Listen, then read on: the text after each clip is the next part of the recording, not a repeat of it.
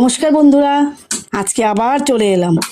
কি রান্না করলাম তোমাদের না দেখালে তো হয় না, তাই প্রথমে দিচ্ছি ভাত,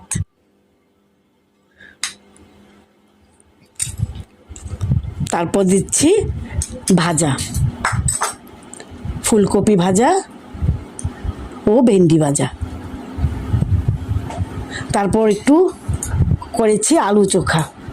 গরম তো প্রচণ্ড গরম, আলু চোখাটা ভাল লাগে, একটু টমেটো দিয়ে আলু চোখা। তারপর করলাম একটু ঢেঁকির শাক, একটু আলু দিয়ে ঢেঁকির শাকটা করেছি, ভালো করে করেছি।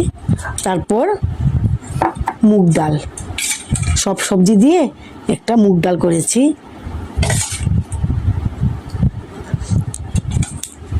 তারপর করলাম নিরামিষ ঘেট, তারপর পটল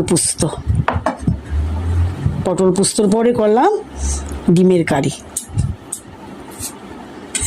বেশি না, একটু পেঁয়াজ দিয়ে টমেটো দিয়ে কাঁচা লঙ্কা চিড়ে।